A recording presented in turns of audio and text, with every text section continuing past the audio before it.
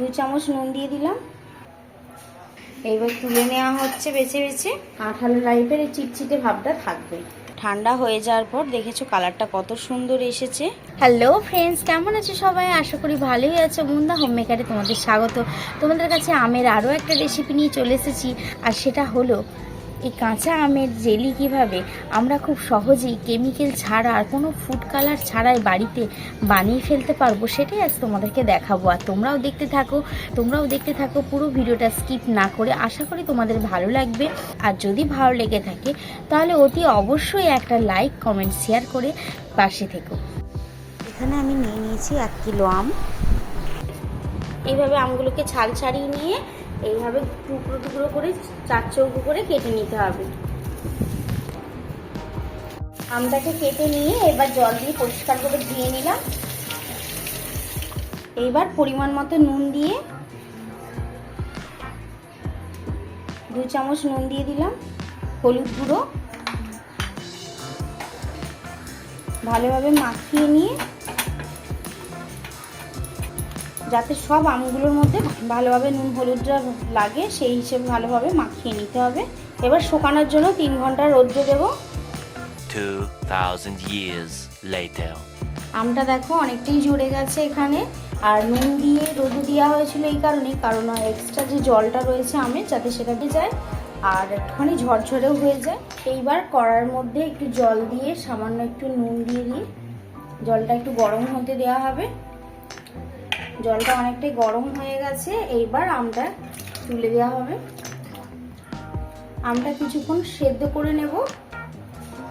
দেখো এখানে 10 মিনিট পর দেখছি অনেকটাই সেদ্ধ হয়ে গেছে, তো আরো একটু সেদ্ধ হবে আমটা।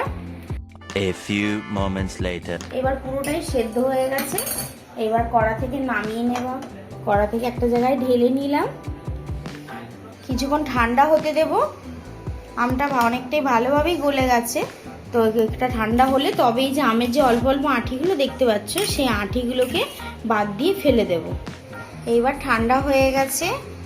ঠান্ডা হয়ে যাওয়ার পর একটু একটু করে যে আঁঠিগুলো হয়েছিল অল্প, সেই আঁঠিগুলো এইবার তুলে নেওয়া হচ্ছে বেছে বেছে।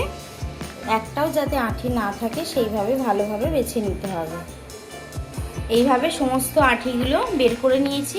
এইবার কড়ার মধ্যে দিয়ে দেব আমের পাল্পটাকে। এইবার পরিমাণ মতো চিনিটাও দিয়ে দিলাম। আবারও তার সাথে একটু নুন দিয়ে দিলাম। এবার কিছুক্ষণ ফুটবে নুন চিনি আর আমের পাল্পটার সাথে।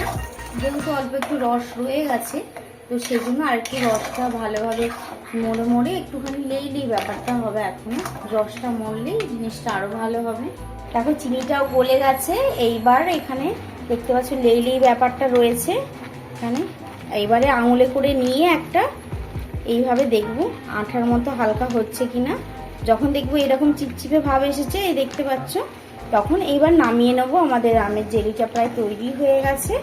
এইভাবে ঠিক আঠালো টাইপের এই চিটচিটে ভাবটা থাকবে। আগে থেকে নামালে কিন্তু হবে না। এরকম সুতোর মতো যখনই দেখবো হয়ে যাচ্ছে, খুন্তি থেকে পড়ছে, তখনই জানবো যে হয়ে গেছে। এবার গ্যাসটাকে অফ করে দেব।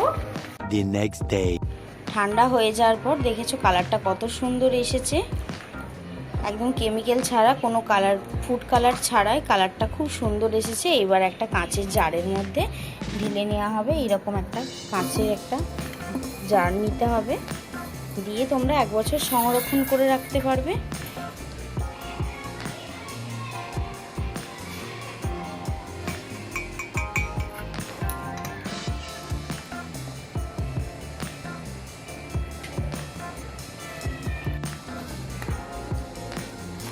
দেখেছো কতটা সুন্দর হয়েছে। এইভাবে এটা দোকানে এরকমভাবেই কিনতে পাওয়া যায়। দেখতে একদম খুবই আঠালো, বুঝতেই পারছো। এটা তোমার পাউরুটির সাথে দিয়ে খেতে খুবই মজাদার লাগবে, খুবই সুন্দর লাগবে। তো আমার ভিডিওটা এই পর্যন্তই। যদি ভিডিওটা ভালো লেগে থাকে তাহলে একটা লাইক কমেন্ট শেয়ার করে পাশে বেল আইকনটা টিপে পাশে থেকো। সবাই সুস্থ থাকো, ভালো থেকো।